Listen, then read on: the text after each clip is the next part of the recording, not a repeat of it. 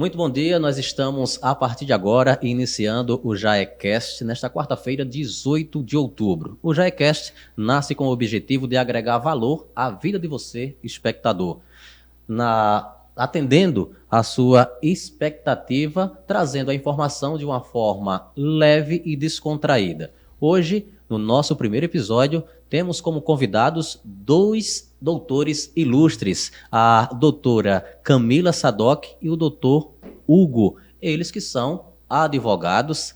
Doutora Camila é da área da família e o doutor Hugo é da área das corporações. Eu costumo pensar que a área das corporações é a área do direito onde realmente o dinheiro circula em grande quantidade. E a gente vai começar esse bate-papo com a proposta do nosso podcast, é trazer informação de uma forma leve e descontraída, agregando valor à vida de cada um dos espectadores e leitores do portal Jae Notícia. O JaeCast é um produto, o mais novo produto da marca Jae Notícia, uma marca que tem todo um conceito já em todo o estado de Alagoas e fora também de Alagoas. E a gente traz aí esse podcast, o JaeCast, para agregar valor tanto à marca Jae Notícia quanto valor à vida de cada um dos espectadores e leitores do portal Jae Notícia. E para a gente começar o nosso bate-papo nesta quarta-feira, dia 18, a gente começa com aquela máxima de primeiro as damas. Doutora Camila Sadoc, a gente aqui em off já conversando e já sei que a senhora é natural de São Sebastião. Então, para a gente começar, para apresentar de forma adequada ao nosso espectador, como é ou como foi para uma jovem de São Sebastião, uma cidade do interior, vir para Arapiraca para cursar Direito, um curso que há um bom pouco tempo era um curso que apenas pessoas de um poder aquisitivo elevado tinham essa oportunidade de cursar e receber aí o título de doutor advogado. Bom dia, doutora Camila Sadoc. Bom dia, é uma grande satisfação estar aqui com vocês hoje, com todos os ouvintes, todos os espectadores aqui do podcast. Veja, é uma decisão.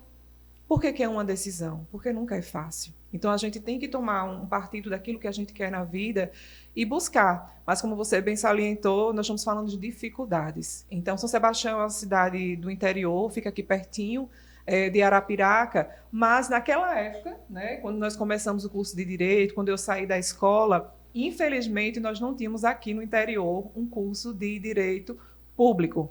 Então, a opção que havia naquela época era ir para a capital, quem tinha condições financeiras de manter um filho lá, que não era só estudar. Tinha que ter um apartamento, transporte, você tem que ter um meio de vida para ficar na capital. Ou você iria entrar em uma universidade particular aqui no interior, que também dependia de uma certa condição financeira para pagar. O que foi que eu fiz? Eu sabia que eu queria Direito e eu sabia com toda certeza que eu queria a área de Humanas. Então, foi quando surgiu o primeiro vestibular da Universidade Federal, que naquele tempo era o PSS. Eu fiz para administração de empresas e, concomitantemente, fiz para cursar Direito aqui na instituição particular de Arapiraca. Comecei os dois cursos ao mesmo tempo. Quando eu estava concluindo o primeiro ano do curso de Direito dessa universidade particular, surgiu o curso de Direito da Universidade Estadual, pública. Então, aquilo para mim foi uma oportunidade, né? Eu cheguei em casa e disse, mãe, olha só, tem essa oportunidade aqui, eu vou fazer. Nesse meio tempo aí, você já cursando um ano numa universidade particular, sim, teve que prestar um novo vestibular para ir para a UNEAL ou simplesmente fechou lá e o que você já tinha estudado na universidade particular serviu para ingressar no curso da UNEAL? Eu recomecei tudo do zero. Então, tudo do zero. Primeiro porque para poder levar o ano de Direito do SESMAC, você tem que se matricular no terceiro período, né? Tem que pagar ainda essa matrícula para poder levar o tempo. Então, naquela época não era viável.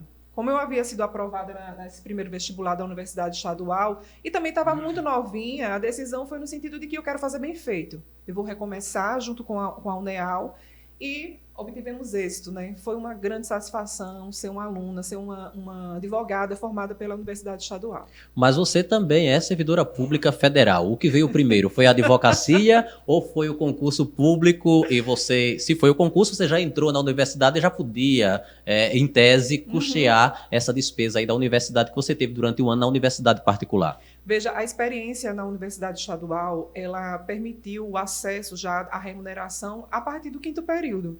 Porque nós já começamos a fazer estágios remunerados, nós começamos a fazer seleções, eu e os meus colegas, né, da turma, e começamos a ser aprovados. Então, eu fui estagiária tanto do Tribunal de Justiça, que já me rendia uma bolsa de estudos que me favorecia, né, a organizar a minha vida, como em gabinete também de juiz federal.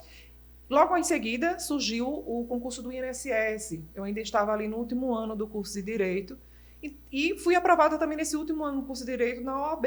Então, foi tudo muito concomitante. Veja, e essa atividade do INSS, ela não impede o exercício da atividade da advocacia. Então, quando eu saí da universidade, eu já estava trabalhando na Previdência Social e, logo em seguida, comecei a advocacia. Claro, numa área que não seja diversa, né, que não vá contra o próprio INSS, porque existe um impedimento legal. Justamente por isso a eleição do direito de família como uma área plena para esse exercício. Ok. Doutor Hugo Almeida, advogado corporativo, experiência aí atendendo grandes corporações em Alagoas, Rondônia, Ceará, enfim, alguns estados da federação. Como foi a ideia, como surgiu aí? Você também é da primeira turma de Direito aqui da UNEAL, aqui em Arapiraca. Como foi que surgiu aí essa vontade do direito e principalmente do direito corporativo? Vamos lá, primeiro é um grande prazer, Edvaldo, estar aqui participando desse projeto, desse grupo gigante, conheço de perto todos os integrantes, de fato hoje é uma referência aqui em Alagoas, não só em Alagoas, no Nordeste, no Brasil, e de fato é sempre um prazer estar estreando aqui, então Edvaldo, de fato muito obrigado a todos vocês pelo convite, estar com a doutora Camila aqui, minha amiga, irmã, parceira, referência enquanto mulher, enquanto profissional do serviço público, enquanto advogada. Então, a paixão pela advocacia, ela vem mesmo antes do ingresso no curso de Direito, o que é algo raro, né? Por vezes nós estamos com 17 anos, 18 anos ali, no terceiro ano do ensino médio, e agora o que é que eu vou fazer? Nós estamos num período de decisão da nossa vida e por vezes é muito difícil. Pra você ter ideia, na nossa turma de 40, acho que poucos tinham a decisão concreta do que queria. Muitas vezes se queria um concurso, mas não se tinha em mente de fato qual aquele concurso.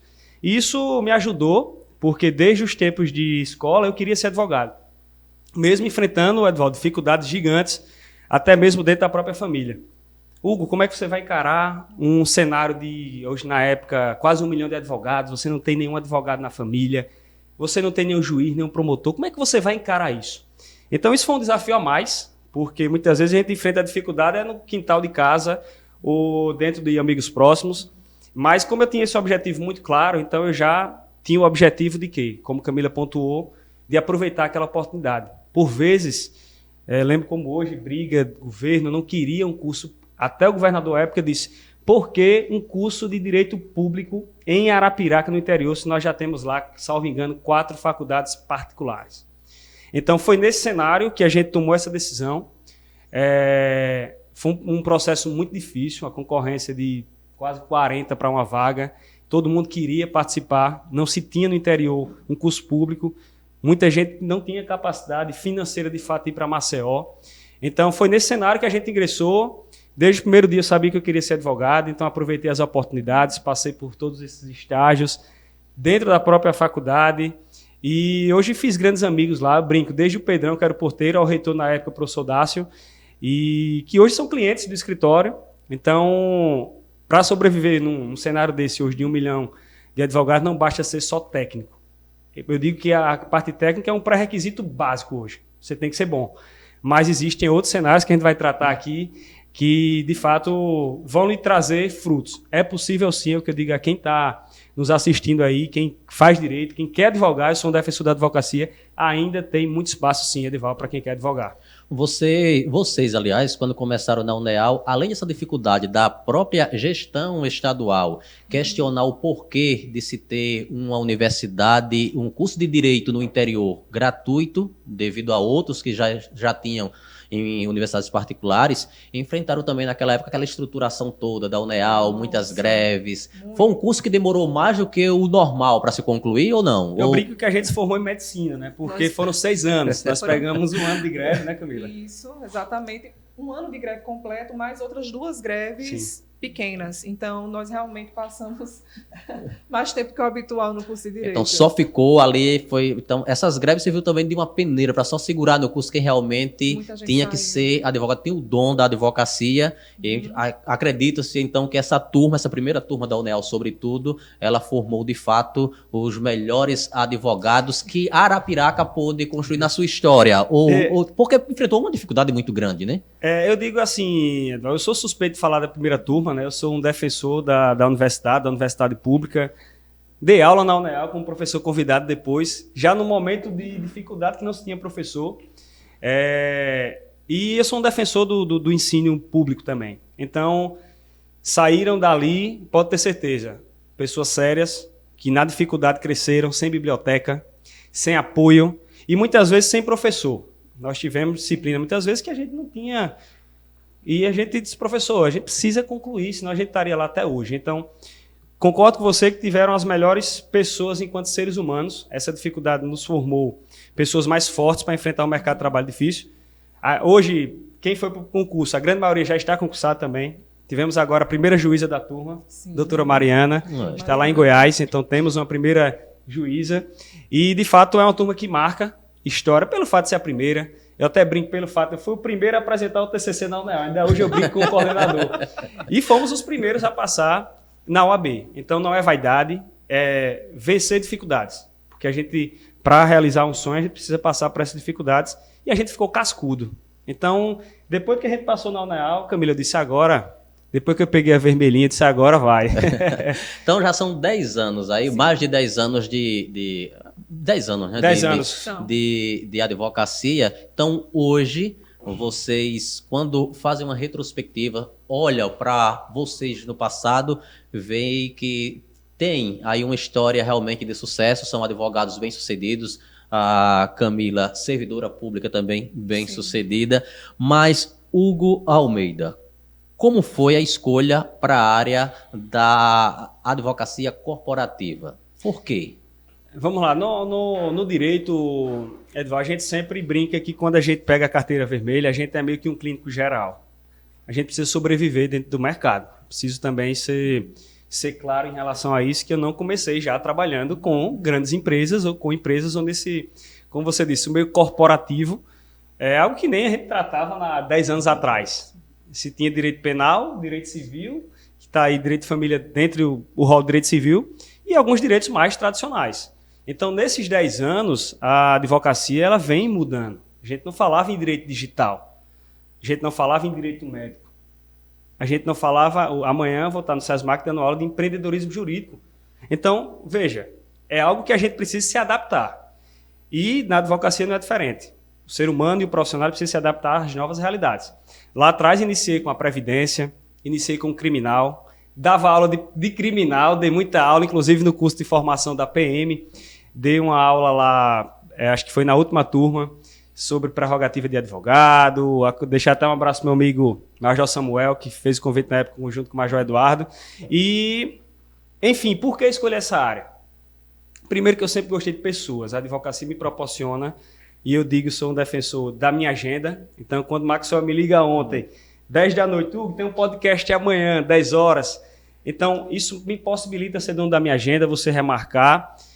Você às vezes brinca, minha esposa é servidora pública, quando servidor, você ainda tem um estado que é dono da sua agenda, de fato. Isso é verdade. Mas escolhi essa área porque eu comecei a advogar para algumas empresas de familiares próximos, empresas pequenas, comecei a montar uma estrutura e por entender que trabalhando nessa área a gente trabalha mais no preventivo. Então eu não preciso tanto do judiciário, porque a gente trabalha para prevenir conflito. Então a gente corre de um problema que é a morosidade e a demora do Poder Judiciário. Então esse é um dos motivos pelos quais a gente consegue hoje desenvolver esse trabalho em vários estados. Você tem a diferença de ter a possibilidade de reorganizar a sua agenda, Dificilmente, quando você, a depender da área de atuação, você está muito do corpo a corpo, na época do criminal, por exemplo. Eu até brincava, meus clientes só eram presos sexta, sábado e domingo. Primeiro show que eu abri no sábado com o meu samba, Edval, ligava o telefone, o cara foi preso e tal. Então, assim, são escolhas. Eu acho que tem espaço para todas as áreas, desde que você seja bom, que você ame aquilo que você faz.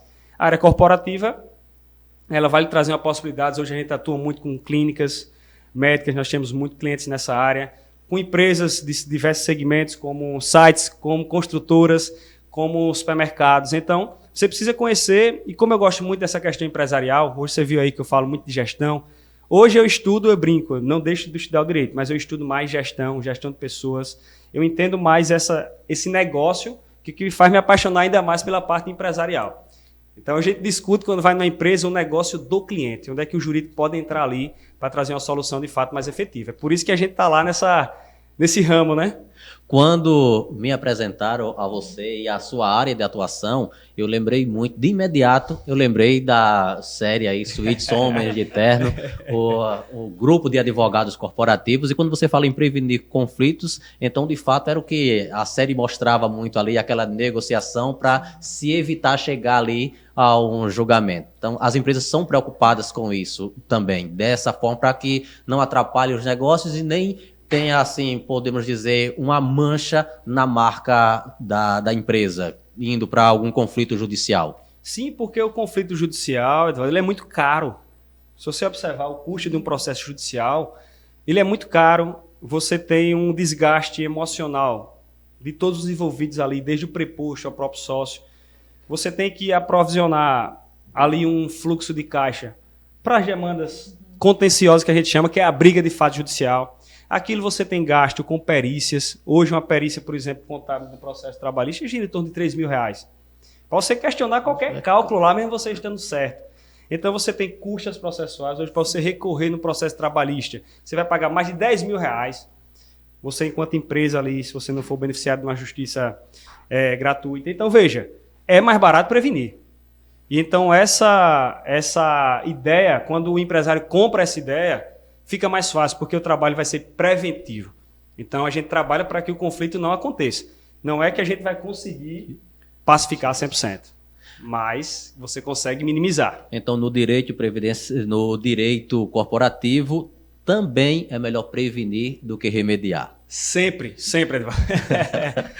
Doutora Camila Sadoc, você partiu para a área da família. Sim. Isso acredito que teve um motivo bem específico para partir para essa área, já que eu acredito que mexe muito também com o sentimento. É comum a advogada da área das famílias, ela se envolver emocionalmente em cada um dos casos com seus clientes.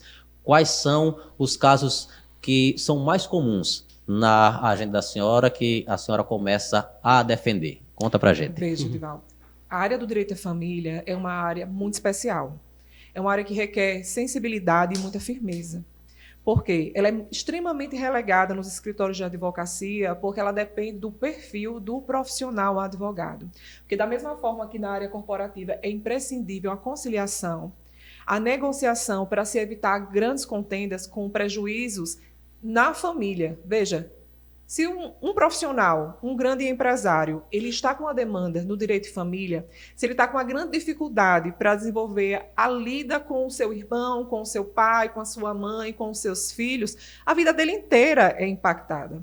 Então, como é que atua esse profissional do direito de família? Nós entramos no sentido de ter uma visão muito objetiva da situação. Então, por mais que existam sentimentos, nós temos a empatia para compreender, mas é importante que esse advogado de direito de família, ele venha para pacificar as relações, né, os conflitos existentes e ajudar esse cliente a organizar a sua vida pessoal nesse sentido. Porque, veja, nós temos grandes empresários que constroem grandes patrimônios, mas advém um divórcio, por exemplo, e nós temos aí uma grande contenda. Quem é que vai atuar nesse processo? É o advogado do direito de família. Nós temos grandes pessoas que constroem patrimônio de bilhões, de milhões, e vêm a falecer.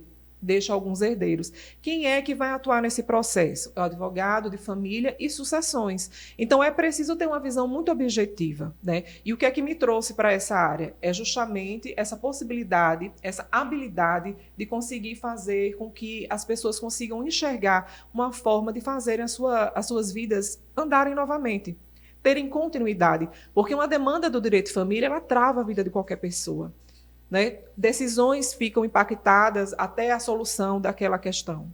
Né? Proximidade, afastamento de pais com relação a filhos, reconhecimento de paternidade, um desejo íntimo de ser mãe daquela pessoa que quer adotar uma criança, tudo isso está relacionado ao direito de família. Agora, com relação às demandas, né, aquilo que mais nos procuram, hoje, houve uma certa mudança na perspectiva do direito de família. Antes, a gente só falava em ação de alimentos, investigação de paternidade, divórcios. Atualmente, não. Nós temos uma área crescente. Nós estamos falando de jovens mulheres que querem ter a maternidade independente. Então, nós já abrimos aqui um campo para a possibilidade da adoção, né? Ou mesmo mulheres que estão querendo congelar os seus óvulos para um planejamento, uma organização posterior. Nós estamos falando aqui de casamento entre pessoas do mesmo sexo, né? Os casamentos homoafetivos e a defesa desses direitos, dessas famílias que querem adotar, por exemplo, algumas crianças. Então, nós partimos agora por uma perspectiva que não é bem aquela tradicional. Nós defendemos aquilo que o cliente entende que lhe traga paz. Então, na busca dessa harmonia que o direito de família atua. Quando a senhora fala de estar partindo aí para algo que está muito distante, ou está bem diferente do que era tradicional, a gente já começa a ver até a própria definição. Antes era dito direito da família. Hoje se fala em das famílias. Exatamente. Por que essa mudança? Foi aí essas novas composições de família? Como se dá essa composição de família para que o nosso ouvinte, espectador, possa também estar ciente? Esse caminho do direito, na verdade, ele é um reconhecimento das relações que existem de fato na sociedade. Essas relações, elas sempre existiram. Entretanto, o direito ele vem agora caminhar junto, né, com as famílias, com essas pessoas. Ainda é direito de família, mas já foi constituída uma nova comissão para fazer a revisão do Código Civil e já foi anunciado que deixará de ser direito de família para passar a ser direito das famílias. Por quê? Existe a compreensão que uma família ela existe até com uma única pessoa, não é? Essa pessoa tem direitos hereditários, né? Direito à alimentação, direito de cuidado, ela tem o direito de ser mãe, ele tem o direito de ser pai, mesmo sendo uma única pessoa com essa expectativa. Nós temos aqui famílias plurais, como, por exemplo, de avós que adotam, que tem a guarda dos seus netos, por exemplo, e que faz uma gestão maior, famílias numerosas. Nós temos famílias de casais que não querem ter filhos, que são apenas eles dois. Entende? Então, como a gente vai fazer essa gestão? Nós temos pessoas, como, por exemplo, aqui no Nordeste nós falamos muito a tia. A tia não casou, a tia ela não quis adotar uma criança, ela não quis ser mãe, mas ela criou um patrimônio e ela quer fazer um testamento para os seus sobrinhos. Como é que ela vai organizar isso? Então, nessa lida diária de compreender que família é muito mais do que um pai, uma mãe e os filhos, que o direito de família ele vem chamar direito das famílias. Então, tudo, como a senhora falou, doutora Camila, esses tipos de família já existiam, mas hoje se fala de uma forma mais aberta, os assuntos são debatidos, seja na praça, seja na mesa do bar, seja em casa com pais, quando ali a família começa a se separar ou a constituição de uma nova família. Então isso está deixando a cada dia de ser um tabu e tratar desses vários tipos de família dentro dessas famílias tradicionais. O que acontecia muito? Vamos aqui dar um exemplo aqui de pais que se separaram, um casal que se separou e que tinha filhos nessa união e que cada um caminha para um novo casamento, a constituição de uma nova família, e nessa nova família tem-se os filhos do primeiro casamento, mais os novos filhos. Então, por muito tempo, existia um tabu de pessoas que não queriam se relacionar. É como se os vínculos entre essas duas famílias eles não pudessem permanecer pacíficos, com respeito, com a amizade, com a consideração. E existe a possibilidade de fazer isso, né? Existe como regular, por meio de uma ação de regulação de visitas, que esses pais eles tenham acesso aos filhos, não é? E que isso seja gerido de uma forma muito pacífica. Não é? Então, assim, o que o direito está fazendo é caminhar de acordo com as realidades. E é isso que o advogado de família vem trazer, né? Ele chega junto, geralmente quando a gente atende um cliente, o cliente ele chega extremamente angustiado, sem saber o que fazer. Então, quando o advogado de família ele entra na causa, ele vem para trazer uma luz, para mostrar diversas possibilidades de resolução dessa contenda, que muitas vezes não é judicial. Nós trabalhamos muito no extrajudicial, né? Na resolução por meio de acordos. Então, é trazer essa família para a mesa, é fazer reuniões, é tentar minimizar ao máximo o aspecto do sentimento e respeitando ao mesmo tempo, a fim de que essas pessoas consigam organizar suas vidas e resolver as suas contendas. Então, o advogado da família, ele pode, dentro de uma ação de divórcio, por exemplo, juntar as partes, fazer essa conciliação, montar o acordo e aí levar até o judiciário para receber a homologação. Exatamente. Evitando aí constrangimento e até desgaste físico, emocional, psicológico dos envolvidos, tanto pais e quando tem crianças principalmente. Quando tem crianças principalmente, e não só judicial, porque hoje nós temos a demanda de cartório, né? O divórcio extrajudicial. Inclusive, alguns estados brasileiros já estão admitindo, claro, com a intervenção do Ministério Público, que é o interventor, né, que ele faz a fiscalização desse tipo de acordo, nos casos em que existem menores. Então, se o casal, que são maiores de idade, entraram em um acordo, por mais que tenha uma criança, que tenha um menor, um adolescente, hoje já é possível em alguns estados brasileiros, e nós esperamos que em breve em Alagoas também isso esteja com plenitude, porque isso traz paz para as famílias, né? Para que o empresário volte para a empresa e dê o seu melhor, né? Para que o servidor público ele volte para a sua atuação sem problema, entregando o máximo daquilo que ele pode fazer, sem as contendas particulares, que, claro, nunca vão deixar de existir, mas que agora estarão bem melhor orientadas. Ok. Só interrompendo, Edvaldo, rapidinho aqui, entrando nesse contexto, se você observar aqui, eu tenho observado, principalmente em Alagoas, na verdade no Brasil como um todo, que entra também nesse assunto, o número de empresas constituídas entre familiares é gigante. Sim. O número de empresas familiares, inclusive em Arapiraca, grandes empresas com familiares é gigante. E como você bem pontuou, o empresário hoje ele precisa ter uma mentalidade de empresa, saber separar bem aquilo ali, que aquilo é uma empresa. Mas muitas vezes, como Camila pontuou, um divórcio naquele meio, por vezes, a empresa tende a desandar. Então veja como a situação dessa, direito de família, interfere diretamente na vida de uma empresa. Então, quando acontece algo desse tipo, o casal ali começou aquele relacionamento, construíram empresa juntos e existe aí uma separação, aí juntam os dois advogados, o corporativo, o advogado da família, para traçar o que for o melhor para as duas partes, não o homem e a mulher, mas a empresa e o pessoal, a pessoa jurídica e a pessoa física também. É isso, eu acho que o direito, Camila, desculpa, hoje não existe o direito isolado. Você não consegue resolver os conflitos complexos hoje na sociedade moderna simplesmente com o direito de família ou simplesmente com o direito penal. Porque numa seara como essa você pode ter, por exemplo, uma agressão. Já vai entrar o direito criminal, uma Maria da Penha. Você vai ter um direito societário discutido aí. Você vai ter um divórcio, guarda. Então, são vários fatores e a gente tem esse modo de pensar que o direito ele tem que ser constituído a melhor solução jurídica ali, num cenário menos traumático para as partes. Infelizmente, tem colegas que pensam o contrário, que o conflito gera, teoricamente, mais lucro. A gente pensa o contrário. Eu penso sempre com Camila, com os outros associados, sócios, que o dinheiro, eu digo sempre, é uma consequência do seu trabalho. Mas você não pode sobrepor o dinheiro a, principalmente, casos tão sensíveis como essa, que é, como Camila disse, os clientes chegam de situações arrasadas, muitas vezes. Com dificuldade de organizar os próprios pensamentos para dar o diretivo, né? E a atuação do advogado, ela não é somente nesse momento do conflito, não. Porque quando vai se constituir uma empresa, é indispensável que se entenda como fazer isso. Sim. Olha, eu quero trabalhar com a minha esposa, eu quero trabalhar com meus filhos, todo mundo quer investir, mas qual é a melhor forma de fazer, né, a constituição dessa pessoa jurídica? De que modo a gente pode organizar isso por meio do seu contrato social, por meio do seu estatuto? Quais são os efeitos, não é, na nossa relação pessoal? Então, o planejamento de organizações, o planejamento familiar, como, por exemplo, a constituição de testamentos, a organização de como você quer destinar os seus bens, é imprescindível. Então, hoje, a gente está falando não só em resolução de conflitos, nós estamos falando em prevenção de conflitos.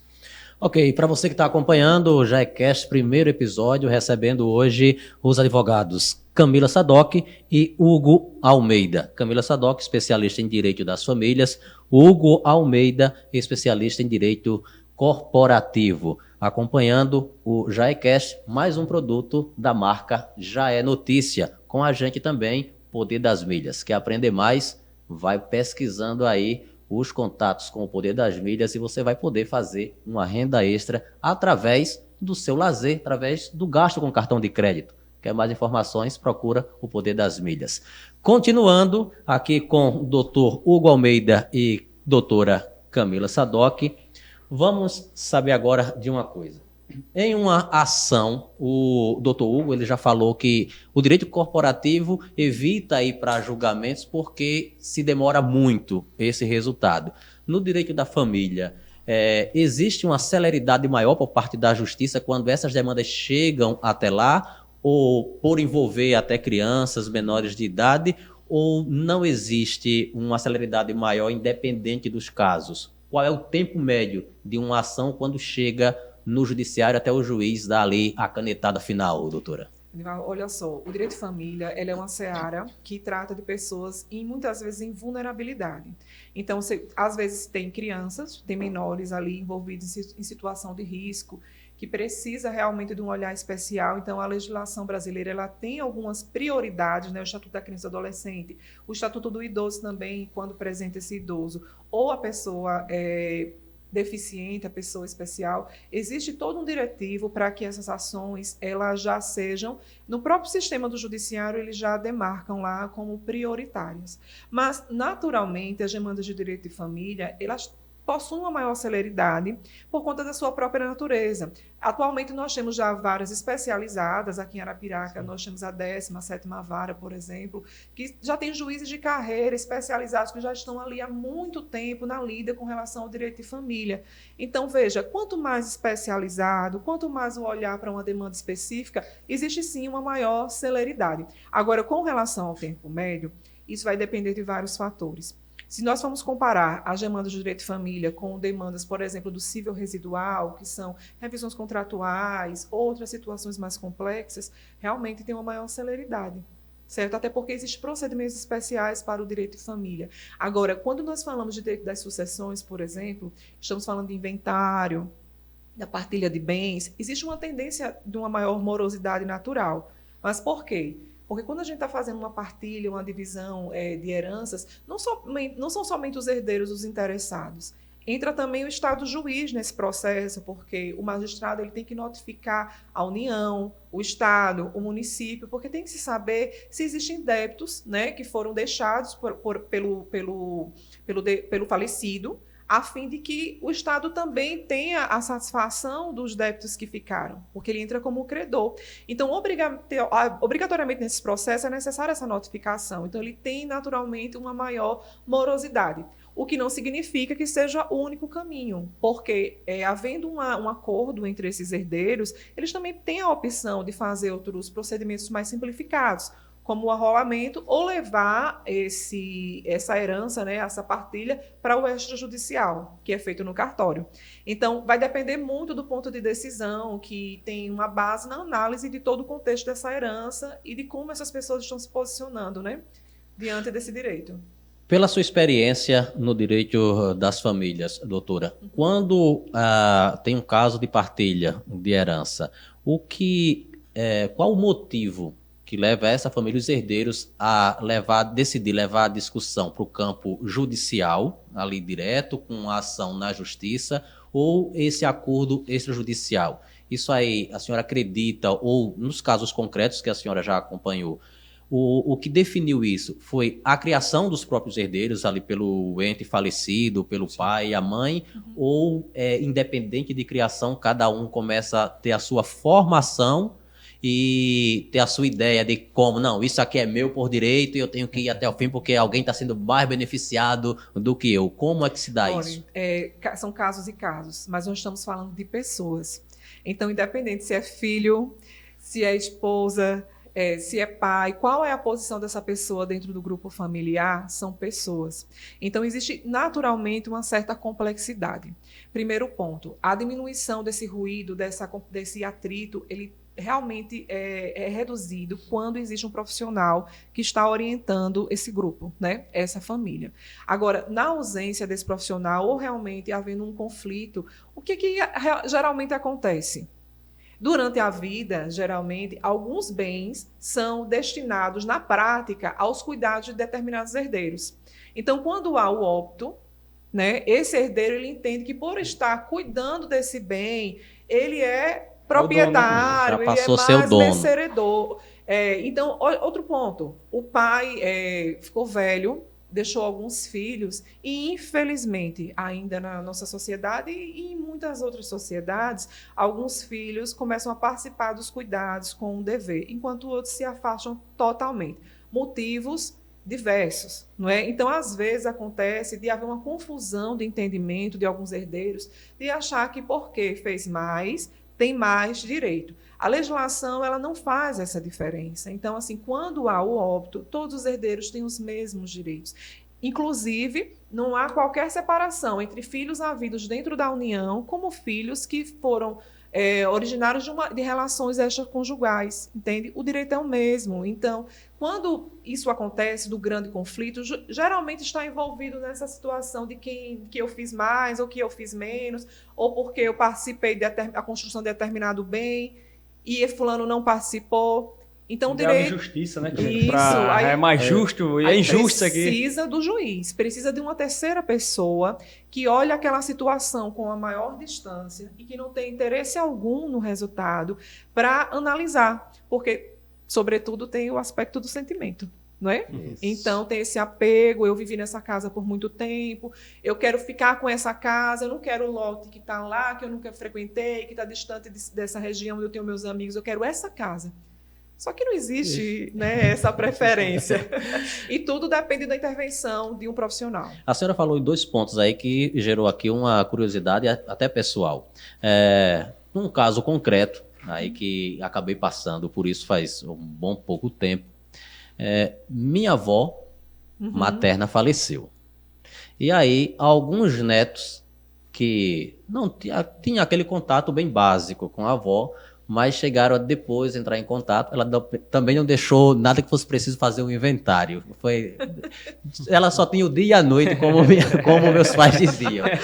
E aí, alguns netos chegaram a dizer, não, residem em São Paulo, aí eu vou até Alagoas, vou até o sítio, que é para pegar a minha parte na herança da minha avó. Como se dá isso? Existe, de fato, o direito do neto ou é direito do pai daquela criança e a parte dele, sim, passa para o que seria o neto? Olha, existe uma regra, tá certo? Qual que é?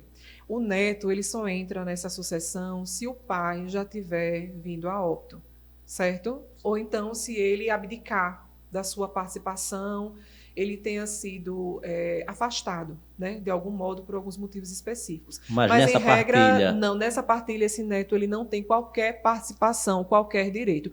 O direito é do pai ou da mãe, do filho, né, direto, aquele que está em linha reta com essa sua avó falecida. Então, esse neto ele não tem que participar, apesar que tumultua bastante com a opinião, né? O pessoal vem dar opinião, dizer como é que tem que ser ou não, e não tem qualquer direito. Isso me traz uma situação muito comum, que é de filhos de pais vivos, que cometem, eu entendo como um grande desrespeito de querer negociar herança enquanto seus pais estão vivos. Então, existe muito isso. Existem pais que, por uma questão de organização, querem doar enquanto vivos, né? Vou dar uma casa para cada um dos meus filhos. Isso é uma doação, não é uma partilha. É uma doação, é uma situação peculiar e diferente. Mas existem filhos que, tomados por essa ideia de que o pai do meu vizinho doou uma casa, né, para ele, entende que tem direito de herança enquanto os pais estão vivos. Gente, não existe isso, tá certo? Então, assim, se o seu pai está vivo, você não tem direito da herança ou de se apropriar dos bens dos seus pais. É uma questão até de respeito, não é? Com essas pessoas que nos deram condição para o desenvolvimento. O que o pai faz enquanto vivo é nos dar condições para que a gente possa caminhar, que a gente possa procurar o nosso próprio destino e construir os nossos próprios bens. Então, é a partir daí também que a gente tem que trazer uma conscientização para esses filhos e levar esse aspecto do respeito, né, para as relações. Quando filho de que o pai já morreu ou abriu mão, como a senhora frisou, ele vai participar dessa partilha de um todo ou do que seria a parte do seu pai? Nós estamos falando aqui do cabeça, né? Aí tem um termo que é denominado dessa forma. Então, quando essa pessoa, por exemplo, são 4 filhos, né, que essa pessoa faleceu, deixou, tem um espólio, ela vem a falecer. Essa pessoa, ela tinha 2 filhos. Esses filhos, eles sobem, tá certo? Para fazer em paridade com os outros irmãos a divisão. Só que essa divisão não é feita, se ele tem 2 filhos, ela não é feita como se fossem mais 2 herdeiros a dividir em partes iguais. É aquilo que era destinado àquele pai falecido especificamente, que será dividido pelos 2. Ele não vai entrar em paridade, em igualdade com os demais herdeiros, não. Então, a mesma regra serve para quando o casal separa e ambos adquirem filhos de outros relacionamentos. Ou não? Como se dá? Fica um pouco mais complicado, porque, veja, quando eles se separam, novas famílias são constituídas, certo? Então, essa questão da herança, ela está ligada diretamente ao pai, né? Registrar o pai consanguíneo. Então, assim, quando há o divórcio, aquela ex-cônjuge, aquilo que ela vier a constituir, já não vai se comunicar com a nova família constituída, entende? Agora, por mais que ocorra o divórcio, é claro, esses filhos advindos da união originária, do primeiro relacionamento, segundo ou terceiro, mas essa união vai receber, sim, de ambos os pais, aquilo que vier de herança, normalmente. É complexo, mas é resolúvel. Isso é que é importante, a resolução dos conflitos. Nós estamos transmitindo o primeiro episódio do JaéCast, mais um produto da marca Jaé Notícia, na velocidade dos acontecimentos. A você que está acompanhando, nosso muito obrigado por participar, por estar interagindo também com esse novo produto da marca Jaé Notícia, que é o JaéCast, que vai ao ar toda quarta-feira às 10 da manhã, sempre trazendo assuntos, temas relevantes que agreguem valor ao seu dia a dia, ao seu cotidiano. Seguindo, a gente conversa agora direto com o Dr. Hugo Almeida. O senhor falou de muitos advogados quando decidiu ingressar na Universidade de Direito, fazer o curso de Direito, foi questionado até por familiares. Será que dá certo? Você não tem influência com juiz nenhum, com procurador nenhum. Isso facilitaria a pessoa hoje que quer fazer um curso de Direito e tem um parentesco já com um magistrado. É permitido legalmente usar dessa influência depois de formado para conseguir bons resultados e assim poder, claro, crescer a sua captação de clientes, doutor? Bem, a pergunta é interessante porque quando a gente está no período de decisão em relação à vida profissional, a gente acaba escutando principalmente aquelas pessoas próximas, né? E na realidade mais antiga, isso pode até ter surtido um certo efeito. Hoje, não mais. Hoje, como eu digo, a advocacia mudou. Hoje, essas questões que a gente chama de suspeição, por exemplo, se você tem qualquer tipo de parentesco, amizade com o magistrado, qualquer membro do Poder Judiciário, obviamente que ele não vai poder julgar aquele processo seu. Então, eu defendo que não, eu prefiro que você busque uma solução para se manter vivo com a saúde, vamos lá, financeira do seu escritório, que você não dependa de alguns fatores. Hoje eu defendo que é possível sim, desde que você pense como uma empresa. Hoje a maior dificuldade que nós temos dentro da advocacia, porque as faculdades muitas vezes não preparam, e muitas vezes eu digo que nós somos podados dentro da própria universidade, porque professores diversas vezes eu já vi dizendo que não tem futuro. Então eu até deixo esse recado, eu também... Professor na universidade falando que a advocacia não tem... aquele curso não, que a advocacia está saturada. Que a advocacia está saturada. Eu querendo colocar palavras na boca do doutor. Que a advocacia está saturada. Então, assim, como eu digo, eu sou um defensor da advocacia. Eu comecei lá, Edvaldo, numa carvoaria lá em Giraldo Ponciano. Nosso amigo, doutor Gilson. Sim. Quero até deixar um abraço para ele aí. Com certeza ele deve estar assistindo ao vivo. E é possível, sim. Agora é possível para quem pensa, eu defendo sempre como empresa. Esses dias a gente estava na OAB participando de uma palestra para os jovens advogados, eu disse, você é uma empresa. E os meninos estudam, mas como assim você é uma empresa? Porque nós estamos habituados ao operacional. Você chega com a sua demanda, por exemplo, aí direito de família, doutora Camila, tem isso aqui, são tantos herdeiros, nós temos um terreno para dividir. Mas você tem que entender que hoje você indiretamente está vendendo. Aqui nós estamos vendendo, gente. Eu, quando me posiciono, seja numa entrevista com o Gé Notícia, seja no SESMAC amanhã, você está fazendo a parte de uma empresa que é o setor comercial. Hugo, mas a OAB veda isso. A OAB veda a publicidade. Nós tivemos alteração significativa em 2021 que permite hoje, inclusive, o patrocínio das nossas postagens, com caráter informativo. Eu não posso chegar aqui hoje, Edval, promoção de uso capião.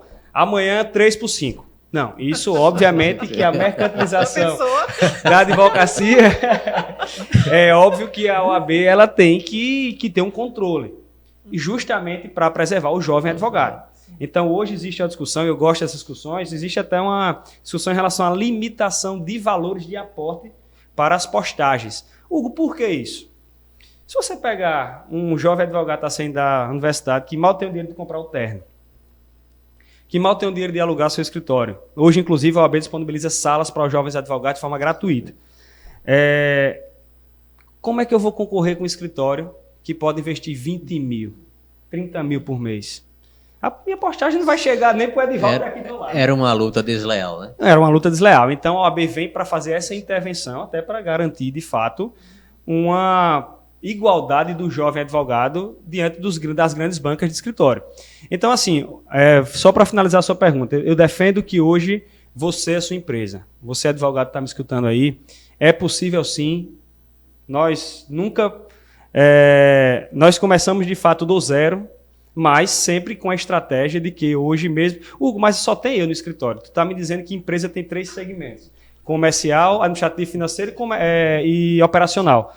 E só tem eu. Mas lá, quando eu estava na cavoaria, eu era o comercial, o administrativo financeiro, quem escaneava documento era eu, quem fazia contas a pagar e receber era eu, e quem estava na produção era eu. Quantas audiências eu não fiz? Gente de moto no interior, indo para audiência em Traipu, em tudo que é lugar. Então, a sua mentalidade precisa mudar. Então, qualquer negócio, seja no direito, seja em qualquer tipo de empresa, você tem que tratar aquilo como negócio. Quando a gente fala, e já entrando nessa parte do direito de família, por que não um acordo de sócio? Sim. Não só o contrato formal social, junto ao cartório. Não, um acordo de sócio, está aqui, quais são as regras, obrigações, regras de saída. Não deu certo, pode não dar certo. Quais são as regras? Então, isso hoje tem mais força, você ter essa mentalidade, do que simplesmente você ter um parente juiz ou promotor. Então, dentro de um mercado digital hoje, onde os escritórios vendem mais, hoje a média de quem faz tráfego pago em escritório é mais de 60% de vendas da internet, porque você vai estar preocupado simplesmente com o possível lobby ali. Se você tem demandas que não precisam nem do judiciário. Hoje, mediação e arbitragem está em alta. Tudo que a gente falou aqui, a gente está falando de correr do judiciário. Então, a figura do lobby, ela está cada vez mais fragilizada no cenário de direito digital, de direito que você hoje faz um preventivo. Então, eu quero correr do judiciário.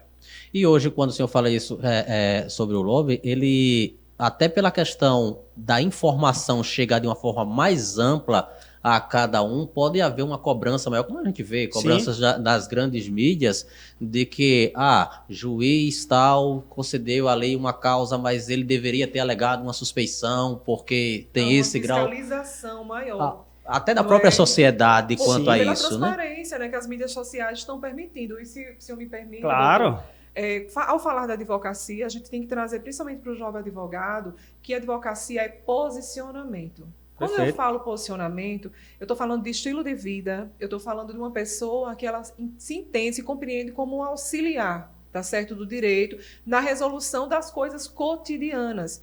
Então, veja, não se busca hoje alguém que seja aparentemente advogado. se busca efetividade. E essa efetividade, ela está na disponibilidade, ela está na acessibilidade, ela está na comunicação. Então, essa questão do lobby, ela já foi, em certo modo, superada. Nós podemos até levar em consideração famílias que têm poder aquisitivo porque têm uma estrutura de tradicionais profissionais que tinham uma certa rentabilidade e, é claro, vai facilitar o aluguel de um ponto, ou a aquisição, a montagem de um escritório, a contratação de serviços para publicidade. Mas isso não tira do cenário aquela pessoa que se posiciona enquanto advogado, que decidiu ser advogado e que começa pelo degrau primeiro. Então, assim, a gente tem que ter essa noção que a advocacia, como qualquer outra atividade, ela começa pequena. A gente tem que ter a humildade de começar nesse sentido, mas, sobretudo, saber se você está apto, se você quer a advocacia. Quando alguém lhe procura, olha, eu estou com um problema, qual é o seu posicionamento? Vamos resolver? Não, senta aqui, vamos conversar, o que está acontecendo? A advocacia está muito relacionada a isso, a esse olhar humano de você querer participar, de você querer auxiliar, de você querer direcionar a pessoa à resolução. Porque existe até uma certa propensão natural para isso. Não significa que não possa ser construída, né, por meio de uma assessoria, de uma orientação, mas é, sobretudo, posicionamento de vida. E um outro ponto, Edival, tratando desse posicionamento, muitas pessoas acham que simplesmente você vai fazer o esforço, pegar um empréstimo, pegar emprestado, alugar a sua sala e os clientes vão bater a sua porta.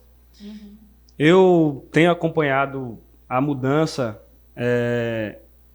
da advocacia nos últimos anos, como eu tenho vivido. A gente passou por pandemia. Em 2 anos foi o período que o escritório mais cresceu. Veja, por quê? Todo mundo estava onde? Na internet. Eu fui para a internet. Diariamente eu postava vídeos. Todo dia saiu uma medida provisória do governo dizendo: vamos suspender os contratos de trabalho temporário, vamos fazer isso, vamos fazer aquilo, como é que vai fazer? Então, é preciso a gente estar antenado, como a Camila disse, se eu estou dentro da advocacia, eu consigo perceber. Se eu estou fora, a gente perde o time. Então, hoje, eu digo sempre, mas eu vou montar um escritório na Avenida do Futuro, seja onde for, e os clientes vão chegar. Não mais. A gente tira, por exemplo, hoje eu compro quase tudo pela internet. Os serviços jurídicos hoje são contratados pela internet. Então, é preciso, como a Camila disse, ter um posicionamento sério, ético. Gente, ainda há espaço para quem é ético, para quem é sério? Sim. Não precisa você estar no TikTok dançando, ou não, gere conteúdo relevante. A OAB jamais proibiu isso. Jamais. Então, vá aperfeiçoando isso aqui. Hoje, o acesso à informação de forma gratuita está muito mais fácil. Então, é difícil. Se eu disser a você que não é difícil todo início, como concurso público, como qualquer outra área, qualquer empresa que você vai iniciar, né? Na verdade, quando você fala de dificuldade, dessa dificuldade do início, eu sempre comparei o seguinte: desde a minha adolescência, que isso já tem um bom tempo, eu acompanhava aos domingos aquele programa Grandes Empresas, Grandes Negócios. Né? Pequenas empresas, grandes negócios. Pequenas empresas, grandes negócios. Era gostoso assistir, não é? Era muito bom. Aí eu chamava a atenção o seguinte: ali sempre apresentava os casos de sucesso, mas não mostravam, ou raramente mostrava, quantas vezes aquele empresário, aquele empreendedor, ele quebrou, ele tentou um negócio e não deu certo. Aí hoje, eu estou aqui diante do Dr. Hugo Almeida, mais de 10 anos, ou 10 anos de experiência em gestão de escritórios de advocacia, a doutora Camila Sadoc, mas não nasceu com toda essa experiência, não já nasceu com o conceito ou com a credibilidade de postar um conteúdo numa rede social e aquilo ali prender a pessoa, o espectador que estava passando aquele vídeo ali, se interessar por aquele assunto e ver a seriedade e dar valor à pessoa do doutor Hugo Almeida, que ele não conhece pessoalmente, mas está falando algo que é bem interessante. Hoje sente essa segurança e isso é construído passo a passo, degrau a degrau em qualquer área, né? Independente da área de atuação do profissional. Sempre vai num começo, começando ali e se aperfeiçoando a cada dia. E foi isso aí que o senhor acabou de falar, que a pandemia gerou isso. Eu ouvi do senhor agora, e todos os espectadores ouviram agora, que durante a pandemia foi o período que o seu escritório mais cresceu. Eu também já ouvi de outros advogados que foi um período onde ele passou a maior dificuldade, e até já ouvi de alguns falando na questão daquele auxílio emergencial que foi dado pelo governo, que tinha alguns critérios, e parece que, né, nesse caso, o advogado não tinha conseguido porque ele não se enquadrava em alguns critérios e reclamando, mas aí eu não tenho causas a receber, eu estou passando essa dificuldade. Então, o profissional precisa ir se reinventando e se aperfeiçoando a cada dia para que possa atender mais clientes e, claro, crescer de uma forma geral. E eu brinco sempre, Edval, que durante esses 10 anos, que a única certeza que eu tenho é que eu estou errando todo dia. Mas o que é que mudou? É que eu corrijo mais rápido. Então, Hugo, você parou de errar? Não, nós erramos todos os dias. Sendo que quando a gente está no início de carreira, a gente demora um pouco mais a corrigir. Então, isso toda grande corporação, toda empresa, seja ela pequena, grande, ela tem que pensar de forma sistemática. Então, quando a gente fala em estruturação de setores, ontem nós passamos pela segunda auditoria externa dentro do escritório. Oxe, Hugo, mas como assim uma auditoria externa? Veja, a gente só consegue mensurar o que a gente controlar o que a gente consegue mensurar, vice-versa. Se eu não tenho processos claros dentro do meu escritório, se aquela operação está sendo executada conforme planejado, como é que eu vou auditar? Se você não tem, por exemplo, um fluxo de caixa, abertura e fechamento de caixa dentro da sua empresa, para controle, eu teria que estar lá no operacional 100%. Então, eu não estaria aqui. Eu não estaria, por exemplo, amanhã no SASMAC. Então, lógico que, como eu disse, falando para o jovem advogado, você vai precisar desenvolver todas as funções da empresa. E é totalmente possível eu fazer isso. Na segunda era audiência, eu fazia o meu operacional. Na terça eu ia tomar um cafezinho lá em Giral. Na quarta eu ia produzir minhas peças. Então você tem como fazer isso. É difícil? É difícil. É difícil sim. Mas o conselho que eu dou, pense desde o primeiro dia como uma empresa. O que me auxilia também no direito corporativo é isso. Então hoje os meus principais conselheiros não são advogados, são empresários. Semanalmente a gente tem um café empreendedor, mas com colegas de diversas áreas. Empresários de um ramo de plano funerário, de odontólogos, médicos, cada um trazendo a sua experiência para que a gente possa aplicar dentro do negócio, né? Então, acho que isso é muito importante também, você trocar experiências de negócio, porque a sua advocacia é um negócio. Então, eu sempre trato isso. Eu já tive, por exemplo, minha irmã como sócia, mas tratando tudo muito claro. Ela estava lá porque, tecnicamente, ela era a melhor daquela área. E isso, no acordo de sócio, ela hoje não está mais, está no concurso público e com impedimento, mas foi tudo muito tranquilo. Por quê? Porque foi feito um acordo de sócio. Eu digo, minha irmã, da porta para fora você é minha irmã, minha confidente e minha companheira. Agora aqui você é minha sócia. E aqui a gente trata de negócio. Tem que ter esse compromisso, né? Doutor Hugo, me diga uma coisa. Hoje o senhor é especialista no direito corporativo. É importante para o advogado, para o jovem advogado, principalmente, decidir focar apenas em uma área ou até ele se descobrir como se dá esse processo? O senhor, particularmente, atua só na área corporativa ou atua também, digamos, na área criminal? Já participou de algum júri popular? E como é essa sensação aí? Vê só, Edval, é uma pergunta interessantíssima essa, porque como eu questionei lá atrás, todo mundo precisa sobreviver. Também não vou ser hipócrita em dizer agora, você pegou sua carteira agora, eu vou atuar só para médico. Veja, se você não sobreviver, você não vai conseguir trabalhar para ninguém. Então, eu defendo sim que você tenha um nicho específico. Hoje está, como a gente diz, subnichado. Hoje nós temos advogados de família que atuam só para mulheres. Hoje nós temos advogados de família que atuam em divórcios para homens.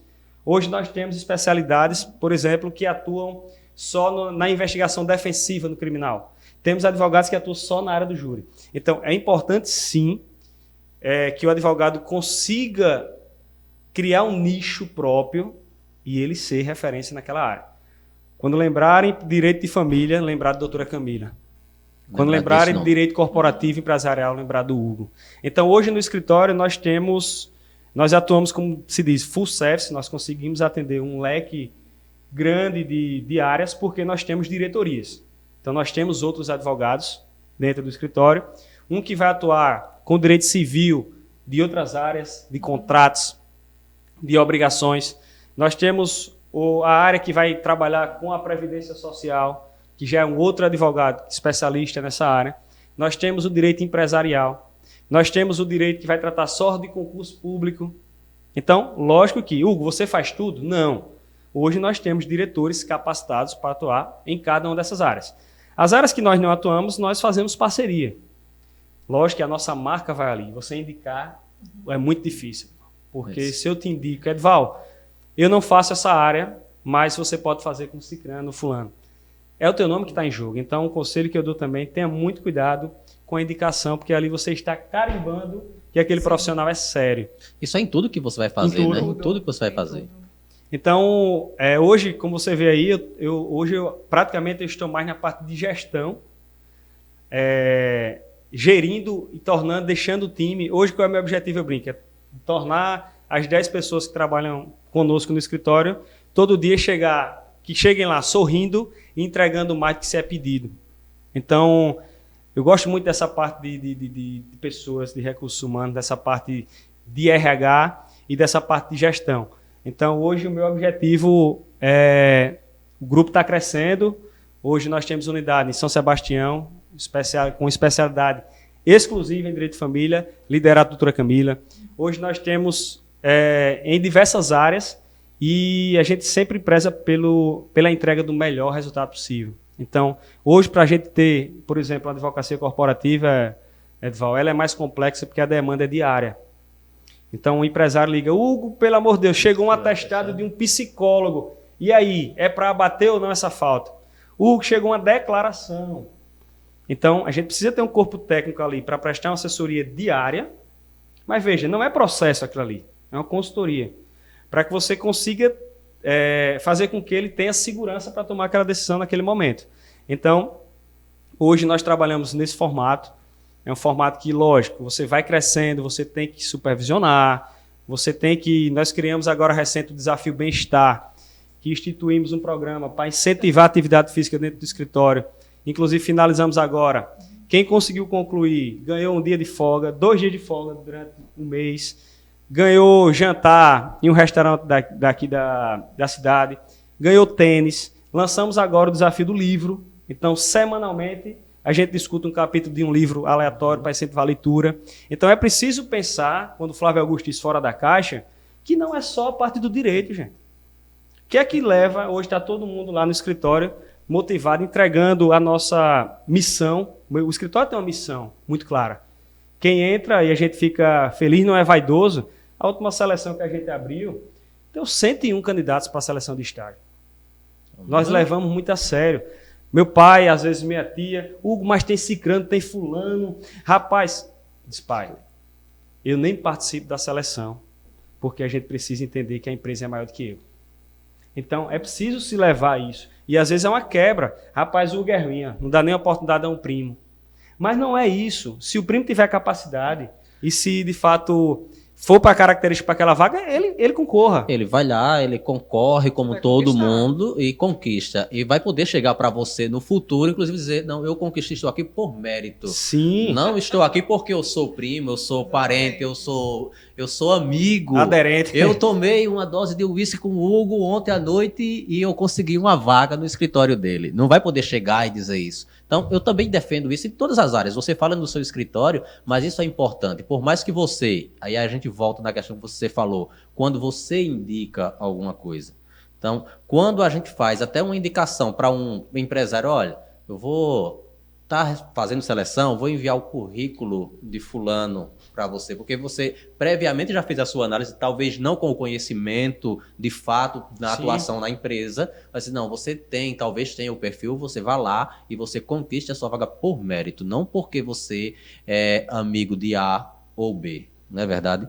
E nem sempre essa vaga ela é preenchida pela expertise em determinada área, porque tem um valor que deve ser muito mais levado em consideração, que é a ética e o caráter desse profissional, porque conhecimento a gente adquire no caminho, certo? Ele pode ser direcionado para desenvolver determinada atividade ou em determinado campo do conhecimento. Agora, um profissional antiético, um profissional que não tem compromisso, ele pode saber tudo do direito. É ineficaz. Entende? Não vai conseguir crescer no ramo. Vai. Eu até brinco nesses casos lá, por exemplo, nós olhamos os 101 currículos e, além do currículo, ele preenche um formulário. E eu pergunto só a ele, qual o seu maior sonho pessoal, seu maior sonho profissional e o que você está fazendo para alcançá-los? Primeiro currículo, primeira linha que eu leio do primeiro candidato. Uma linha, e eu disse, discorra sobre isso. Um tema nada a ver com direito. É o cara ser advogado para ganhar dinheiro. Então, veja, como Camila disse, a parte técnica ele vai aprender. O direito ele possibilita isso. É livro, hoje é YouTube, diferente de outras áreas, você precisa de uma parte. Quem quer advogar, o lugar é dentro do escritório. Eu também advoguei. Também estagiei, na verdade, no Poder Judiciário. Eu lembro hoje, Dr. João, que é desembargador, a gente participou de um julgamento bem impactante, foi aquele caso dos padres. E eu, enquanto estagiário, auxiliando ali, e vejo que a questão de confiança. Quando eu fui sair para estudar para a OAB, Dr. João me chamou, hoje é desembargador, Hugo, você é meu estagiário, e eu vou chegar ao TJ. Você tem certeza dessa decisão sua? Porque provavelmente você vai comigo para Maceió. Eu disse, doutor, eu fico feliz. Eu agradeço demais, mas eu quero advogar e eu preciso ir. Larguei na época uma bolsa de um salário, bolsa muito boa para você que está estudando para aprender, e fui estagiar voluntário no escritório. Então, a nossa vida é feita de decisões muito difíceis. Hoje, falo sempre, doutor João Azulino doente, me chama de Hugo do Bode. Mas que Hugo do Bode, por quê? Eu ia fazer essa pergunta. Na verdade, ele louco pro buchada e disse, olha, doutor João, mas a gente vai comer uma buchada para encerrar esse ciclo meu. E aí foi ele, doutor Roberto Alan, que terminou que eu virei amigo desse pessoal, hoje é defensor público. Meu cliente, defensor, veja só que mundo pequeno. Doutor Alberto, promotor de justiça. Então, é preciso se levar a sério desde quando você está estagiando. Aí nós entramos num aspecto muito peculiar, não só da advocacia, mas de outras profissões, mas na advocacia, pela necessidade da comunicação e de ter transparência, saber exatamente o que está acontecendo, que é do sigilo profissional, né? Como esse profissional, ele tem que ter, isso é previsto no Estatuto, né, de Ética da Advocacia, o entendimento do cuidado com a informação que ele recebe do seu cliente. A gente não está aqui falando apenas de dados, né? Existe a Lei Geral de Proteção de LGPD, Dados, sim. que ela é muito pertinente no âmbito corporativo, né, por conta da soma de informações dos clientes e tudo mais. Mas, individualmente, o advogado ele tem que saber que, quando ele escuta a causa do seu cliente, sobremaneira no direito de família, ele tem que saber que aquela pessoa ela deve ser totalmente preservada. Né? Tanto que a maioria das demandas, inclusive no direito de família, elas já são protocoladas e o próprio sistema já reconhece como em segredo de justiça. É tudo tratado com segredo de justiça. Sigilo, isso, exatamente. Então, o posicionamento do advogado, não só nessa área tão particular, né, da gente, mas nas demais, é importante que fique muito claro, né, esse contexto, não só para o cliente, mas também para os advogados na sua atuação, desse sigilo, né, desse cuidado com a privacidade, com a intimidade, com a imagem do seu cliente. Agora, uma pergunta que eu sempre tive curiosidade, eu sou muito fã de filme, e aí a gente assiste, claro, as produções de Hollywood, e o que a gente já acompanhou em alguns filmes, tem um filme que eu fiquei encantado, aquele filme Chamas da Vingança, sim, que o camarada abre mão do direito a um advogado porque ele vai se representar no tribunal. No Brasil, isso é permitido ou não? Como é que se dá? Porque a gente sabe que a legislação ela deixa claro que todo mundo tem direito a um advogado, se não puder pagar por o Estado vai providenciar um defensor público para cuidar do seu caso. Mas no Brasil, isso acontece do cidadão poder abrir mão de ser representado por um advogado e cuidar da sua própria representação, ou é só coisa de filme americano mesmo? Existem situações diferentes. Por exemplo, se você é advogado, você tem um poder postulatório, essa competência para representação em juízo. Então, um advogado ele pode sim se autorrepresentar. Não é recomendável, Por quê? Um olhar de uma outra pessoa sempre será mais objetivo do que o olhar pessoal, que pode estar envolvido em sentimentos, em emoções, Então, em aspectos mais complicados. é como uma revisão de texto. Você escreve sempre Você não tendo um encontra o corretor, vai sempre passar uma análise mais crítica. Exatamente. Então, esse poder postulatório ele é exclusivo do advogado, certo? E se desdobra na Defensoria Pública, em outras instituições, como o Ministério Público, enquanto instituições. Mas para pleitear em juízo, existe essa regra, né, no ordenamento jurídico brasileiro. Entretanto, existem outras exceções em que a pessoa que não é advogada, ela pode sim pleitear em juízo. Nós temos aqui os juizados especiais, que tem um teto, né, de valores em que a pessoa pode diretamente procurar esse juizado e narrar a sua questão, e ela vai ser deduzida a termo, né? Existe um responsável, o Seria as pequenas causas? Sim, as pequenas causas. Nós temos também alguns remédios constitucionais, como, por exemplo, o habeas corpus, né, que pode ser impetrado proposto por qualquer pessoa, tá certo? Então, em defesa do seu próprio direito à liberdade ou de outras pessoas, de terceiros. Então, existem algumas exceções legais. Agora, quando o advogado ele vai pleitear em nome próprio, o Código de Processo Civil ele deixa muito claro que ele tem que especificar logo na petição inicial de que ele está pleiteando em nome próprio, certo? Logo no começo da sua qualificação ali, para que o magistrado ele compreenda de imediato que ele é advogado e que ele está se autorrepresentando. Qual foi o caso, doutora, mais inusitado que a senhora pegou, a causa mais inusitada que a senhora guarda até hoje? Acredito que tem algumas, mas aqui, quando a gente faz, a senhora se depara com esse tipo de pergunta, qual foi o que foi mais impactante, o caso mais inusitado, o que é que vem à mente? Olha, na seara do direito de família, eu vou lhe falar de uma causa bem simples, tá certo? Mas que é muito comum. O direito de família, por ele ser muito sensível, às vezes ele é utilizado como instrumento de vingança. Infelizmente. E quando a gente fala de direito das minorias, muitas vezes nós, claro que eu sou uma defensora voraz dos direitos das mulheres, mas às vezes ele é utilizado por algumas pessoas que não estão em situação de vulnerabilidade, mas que se apresentam em vulnerabilidade para a vingança em face do cônjuge. Então, veja a sensibilidade que o advogado de direito de família tem que ter. Será que o homem está sempre errado na relação? Então, no seu caso, Edivaldo, você está sempre errado, diga também. Eu também. Então, por exemplo, bem recentemente, um caso em que eu claro, estou na defesa do homem, né, do pai, do alimentante, mas em que a ex-cônjuge, sem autorização do filho maior, por meio de uma procuração antiga, procurou um advogado e pleiteou a revisão de alimentos, querendo aumentar isso em, vamos supor, de R$800 para R$3.000, porque teve conhecimento que ele teve um aumento de renda, sendo que esse filho já está maior. Idade. E, de repente, na audiência de conciliação, ao invés de entrar o filho maior, que é o titular ali da ação, já se representaria. Entrou a sua mãe. Eu disse, não, doutora, infelizmente ela não pode fazer parte dessa audiência, ela não tem legitimidade para estar aqui. E ela sentou, ela se recusou, o filho nem sabia. Entende? O filho nem sabia. Ela imaginou que isso passaria despercebido e assim, a gente chama atenção até para a questão da ética do próprio profissional advogado que permitiu que isso acontecesse. Essa é uma causa bem simples, mas na história da advocacia, se você me perguntar, aquilo que foi mais desafiador para mim foi um caso em que um menor de idade foi acusado de estupro de vulnerável de outra menor de 14 anos, e que essa família me procurou desesperada, porque houve toda uma investigação, foi constatado, na verdade, que essa criança, essa adolescente, né, porque tinha mais de 12, menos de 14, ela, infelizmente, ela já vinha sendo abusada por outras pessoas, ela já tinha uma vida sexual ativa já há muito tempo. Então, quando se descobriu grávida e a escola percebeu, levaram ela direto para a delegacia. Lá, eles perguntaram com quem, quais eram os nomes com quem ela tinha se relacionado, de forma violenta e não violenta, somente na violência presumida. Ela relacionou vários nomes.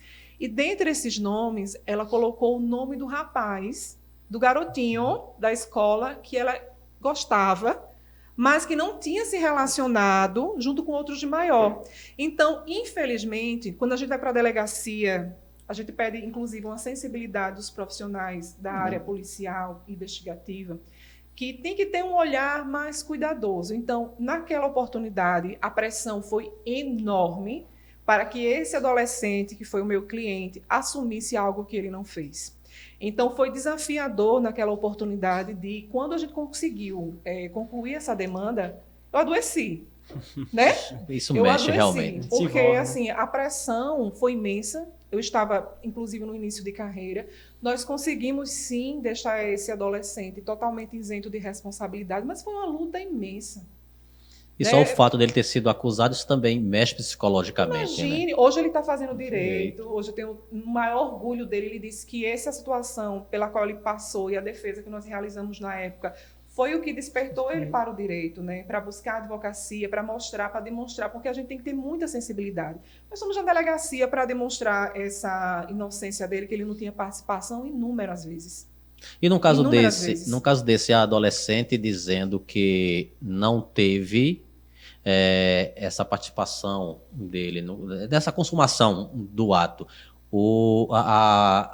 a polícia judiciária não levava em consideração ou não servia, pela idade dela, não servia essa declaração?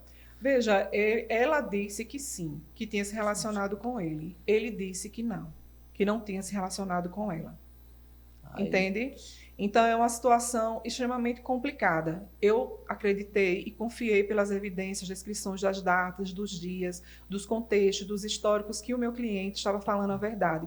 Então, a gente tinha que demonstrar que tinha alguma coisa por trás. O que estava acontecendo ali? Só foi resolvido quando a gente realmente procurou o Ministério Público e disse que não estava conseguindo exercer o direito daquele menor. Tá certo? Houve uma intervenção e depois ele foi ouvido da forma adequada, né? Sem aquela pressão, mas nessa oportunidade de início de carreira, fica aqui o alerta para os advogados iniciantes, eu cheguei a ouvir que coisa feia, a senhora tão elegante numa delegacia defendendo um estuprador. já tinha sido Entende? condenado antes do processo tramitado em julgado. Exatamente, Né? mas obtivemos sucesso nesse caso, então foi bem desafiador.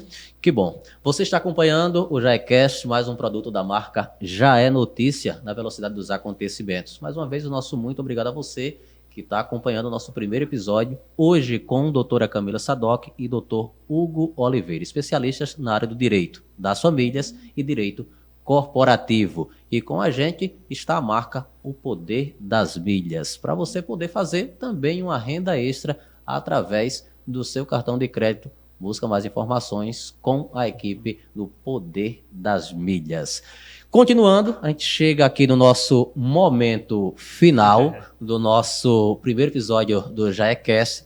E doutor Hugo Almeida, me diga uma coisa, hoje, e fala para os nossos espectadores, quando você lembra de quando tomou a decisão de cursar direito, de fazer OAB, além de ouvir a opinião lá, como você já frisou, dos seus parentes, questionando que isso não daria certo, depois veio a decisão que poderia ter uma carreira promissora acompanhando o que passaria a ser um procurador do Tribunal de Justiça, né? Desembargador, na verdade, o desembargador, e abrindo mão para trilhar o seu caminho. Algum arrependimento nisso? Ou o que faria diferente? Veja, quando a gente tem um propósito, eu penso muito em projeto, né? Eu tenho sempre comigo muito mentalizado e claro meus projetos pessoais, os meus projetos profissionais, e diariamente eu os reviso em busca de encontrar equilíbrio. Hoje, no mundo de tanta cobrança, a gente precisa encontrar equilíbrio, acho que em todos os cenários, seja ele pessoal, seja ele profissional. E eu sou agraciado pelo fato de ter essa decisão lá atrás. Então, hoje a gente conversa, quando encontro com o Dr. João, de forma muito tranquila, porque eu não sinto qualquer arrependimento pelo fato de talvez hoje estar numa assessoria do Tribunal de Justiça. Jamais a vaidade me subiu a cabeça e me fez mudar o caminho, porque de fato eu sempre quis advogar, contribuir, sim. Passei já dentro do sistema OAB pela primeira comissão de jovem advogado, ajudei a fundar. Pela comissão de prerrogativas, fui diretor aqui, a gente conseguiu abrir diálogo com as forças policiais de forma muito clara, cada um exercendo seu papel, respeitando as instituições. Então, tudo que a gente faz, Edival, nossos telespectadores, com amor, a gente faz, acorda todo dia feliz da vida. E pleno da certeza de que eu tomei a melhor decisão, porque era aquilo que eu quis naquele momento e o que eu quero para o resto da vida. Então, hoje, quando eu recebo semanalmente colegas jovens advogados no escritório para tomar um café, Hugo, por onde começar, isso me deixa muito feliz em poder auxiliar quem está iniciando. E só pegando um gancho de 1 minuto aqui, Camila me fez relembrar 2 casos importantíssimos que marcaram a minha... Que são fatos inusitados. São fatos inusitados e passa um filme, porque também o caso mais inusitado foi um caso de estupro. E às vezes até quando eu na época, dando aula no antigo Cesama de processo penal, a gente se torna uma referência, eu gostava de atuar na área, e eu disse, não, quando eu decidi lá atrás, eu não vou atuar, olha que crença limitante, em caso de estupro. Por quê? Por medo, muitas vezes, de retaliação de amigos, ou você está defendendo um estuprador. o estuprador. Até o ponto que eu recebo no escritório um senhor chorando demais, o pai de um jovem também, dizendo, meu filho está preso, acusado de estupro, no interior aqui de Alagoas, e meu filho não é estuprador. E, pelo amor de Deus, doutor Hugo, vá lá. E eu com aquela crença limitante, vou, não vou, mas fui. Chegou lá, conversei com ele, ele disse, Hugo, eu tenho um relacionamento consentido com a minha cunhada.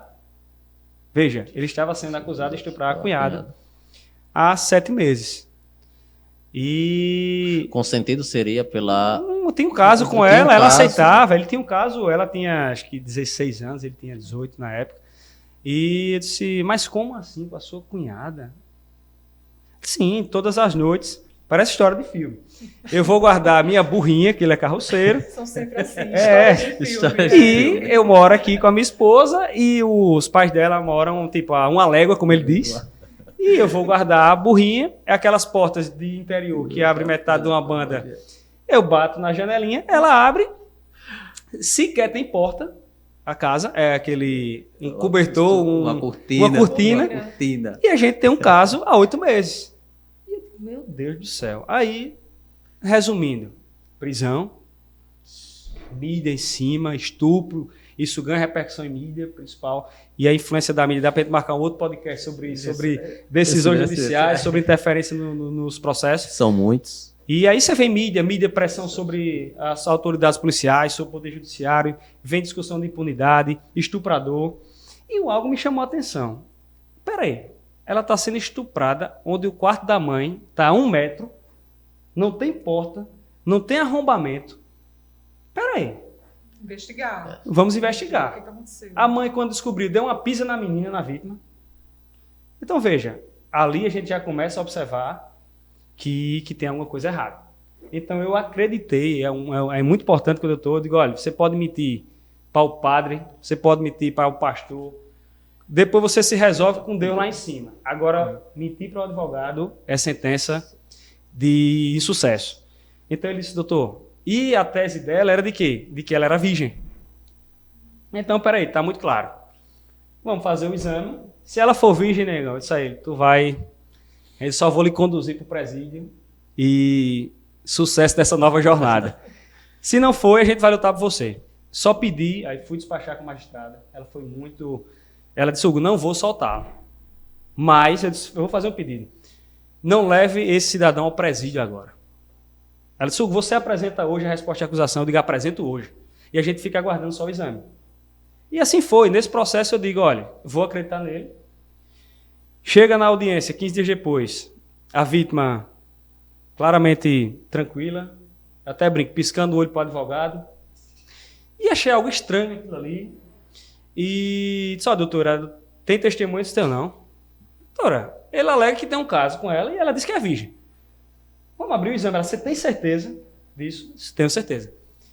E aí, quando ela abriu o exame, de fato, ela já tinha relações há um bom tempo, a juíza absolveu ele em audiência, e esse cara não perdeu a vida, né? Então, a importância do advogado, a gente precisa, de fato, muitas vezes, ouvir, porque talvez se eu não tivesse tido essa decisão de ir lá, eu estaria louco no presídio, como muitos outros estão. E a importância da prova pericial para o exercício da advocacia, né?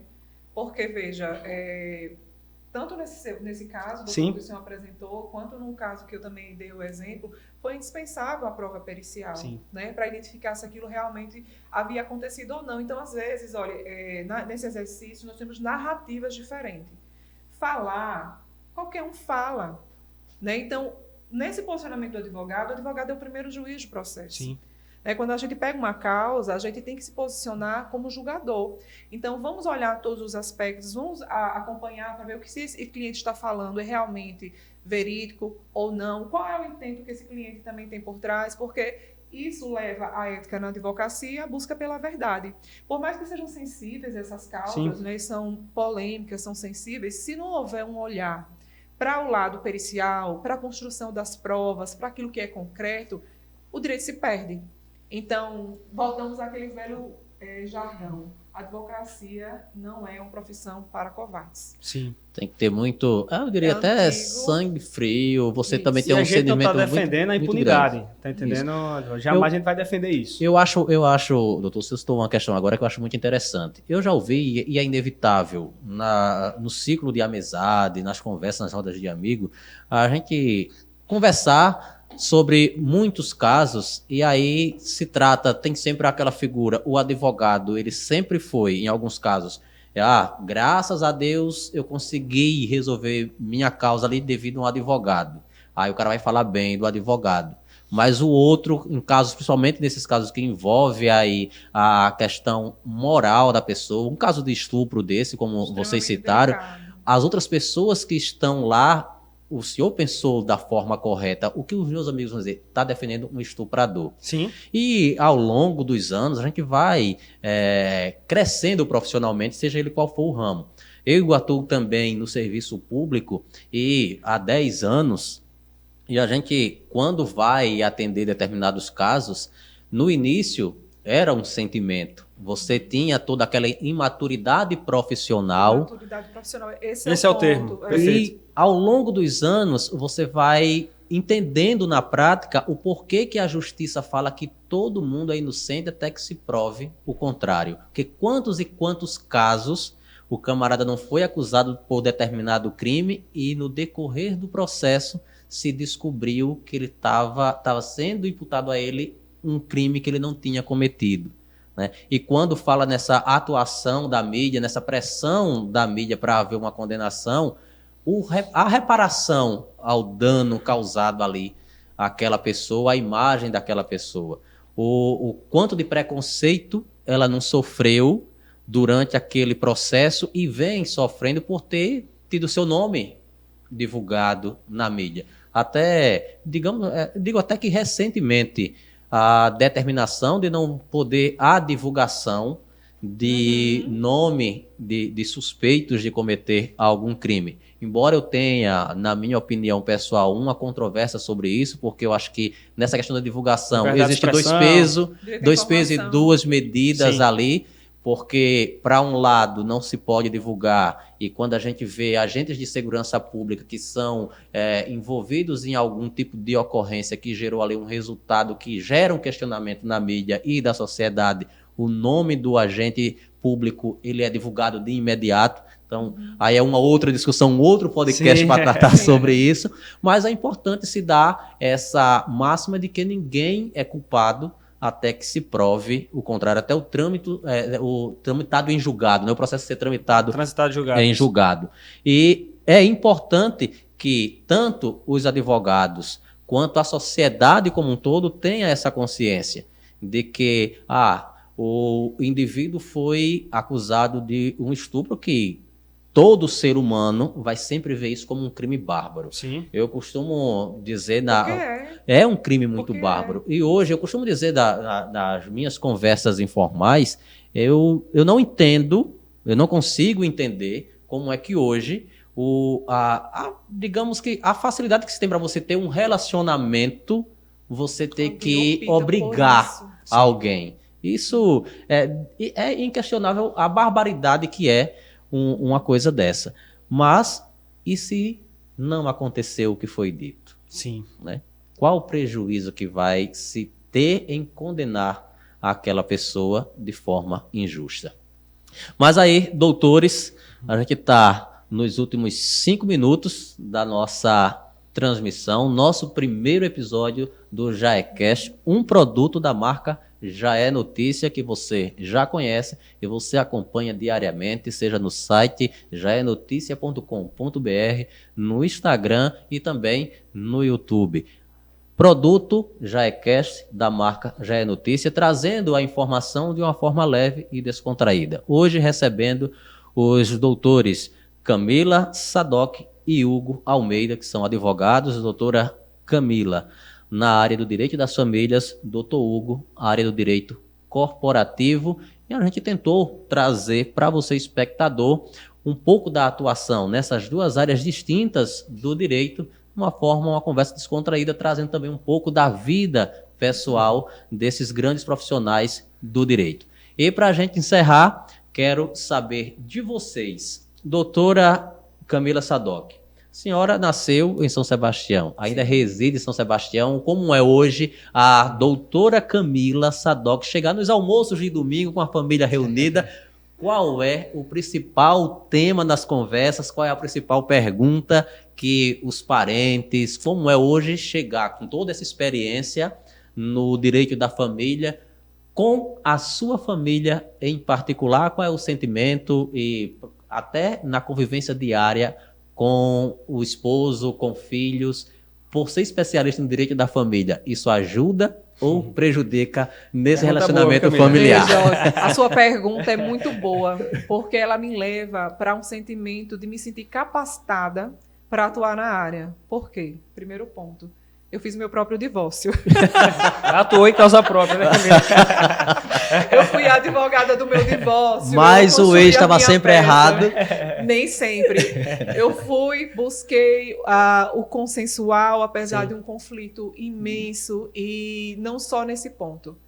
Nós conseguimos a conquista do divórcio consensual, como hoje, depois do divórcio, fim de todo o conflito daquela união, eu posso lhe dizer que nós temos uma grande relação de sucesso.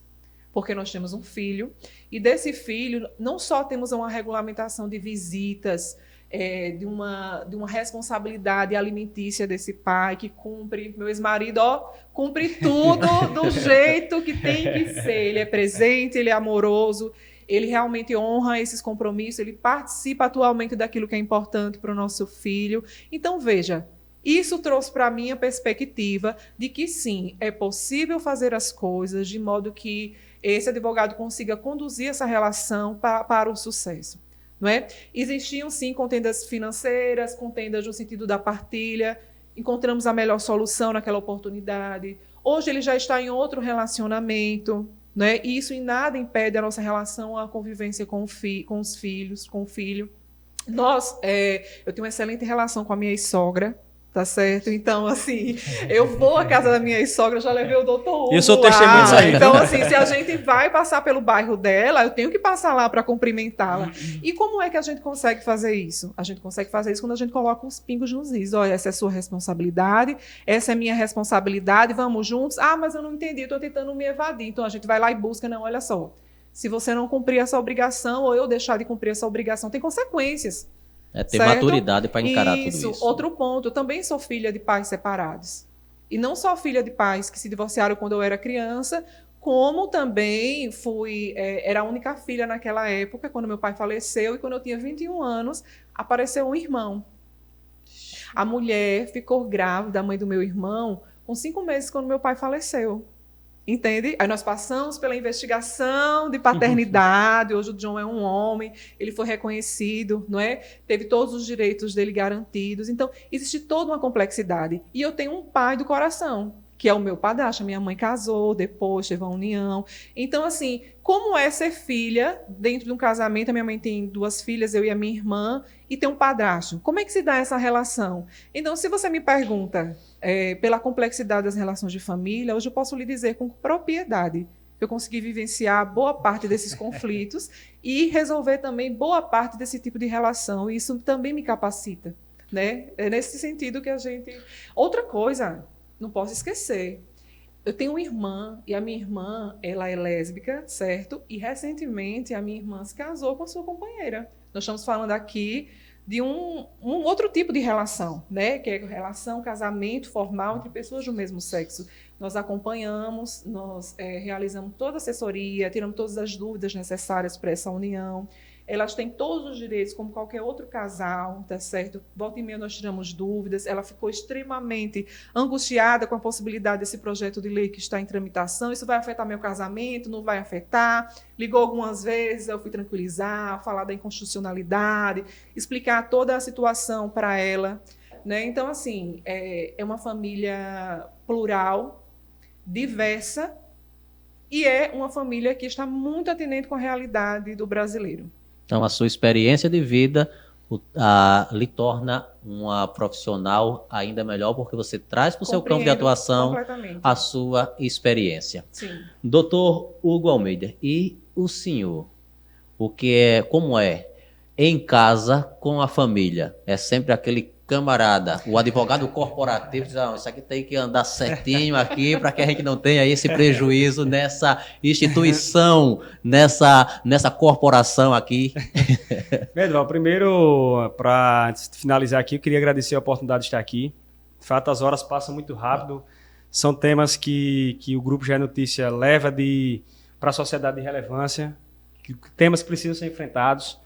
E numa linguagem muito simples. O direito, por vezes, ele afasta a sociedade, o grande público, das grandes discussões, porque tem muitos termos complexos e tal, e essa não é a ideia do projeto. Então, parabéns a todos os envolvidos.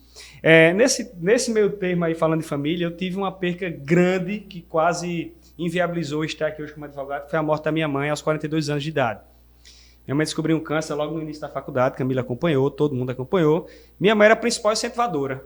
Inclusive, foi no dia do resultado do vestibular, concorrência absurda, foi ela que estava de joelho, de braço aberto me esperando. Então, foi um momento de muita dificuldade para mim, dentro da faculdade. Os professores foram muito, até brinco, tranquilos, porque, de fato, eu fiquei um bom período indo cumprir tabela, não tinha cabeça para isso. E eu precisei superar esse momento. Hoje, em relação de família, termina que você é advogado de todo mundo, e acha que também a família acha que você entende de todas as áreas, né? Porque quando está em almoço, é a área de família, é a área do tributário, é a área do empresarial, é a área do criminal. Deixa eu tirar uma dúvida, doutor, né? Eu posso tirar uma dúvida? Claro. Não, é a forma como todos se referem a gente, né? Em qualquer oportunidade. Já recebeu uma ligação na madrugada, ô Hugo, eu tô aqui com uma situação e tu sabe, é por aqui. Como é que eu faço? Então, a relação e pelo fato de ser, de fato, o único advogado na família que advoga 100%, então, sempre saiu agora a aposentadoria do meu tio, de entrar na aposentadoria do meu pai, sou advogado de uma das empresas de um dos tios, então, assim, mas sempre separando. Lógico que no momento de tomar um chopp ali, de fazer o meu samba, gosto de tocar meu cavaco, então é diferente. Pagodeiro do samba. Então, a gente leva na esportiva, tem discussões políticas no meio também, então é bastante interessante, o clima é muito leve, eu defendo muito também, gosto muito de estar em família, são momentos muito importantes, principalmente depois que a gente perde a principal referência, né? Então a gente começa a valorizar algumas coisas que por vezes eu precisei amadurecer muito rápido. Tinha um irmão de 3 anos de idade, minha mãe descobriu o câncer amamentando, então assim, isso ainda hoje, ela não participou desses outros momentos, né? Mas, enfim, é uma relação muito boa em relação à família, sou advogado da grande maioria, e a gente fazer o que gosta é muito tranquilo, muito leve. Então, exatamente, a gente poderia passar o dia aqui conversando, e estarei sempre à disposição. Sucesso, Edval, parabéns pela condução, e muito estaremos sempre à disposição da sociedade para esclarecer e aproximar, sim, a advocacia e o direito do grande público, porque esse também é o nosso objetivo enquanto advogados. Obrigado. Ok, fica o nosso agradecimento à doutora Camila Sadoc, doutor Hugo Almeida, pela participação no nosso primeiro episódio do JaéCast, um produto da marca Já é Notícia. Você é nosso convidado para nos acompanhar na próxima quarta-feira, dia 25 de outubro, e o convidado vai tratar de uma instituição de Arapiraca que é muito importante. Inclusive, os doutores são oriundos da instituição que nós vamos tratar no próximo dia 25. Nós teremos como convidado o atual reitor da Universidade Estadual de Alagoas, Odilon Máximo, que estará com a gente, trazendo a história, um pouco da história dessa Universidade de Arapiraca. A você que ficou com a gente, o nosso muito obrigado e até o nosso próximo encontro.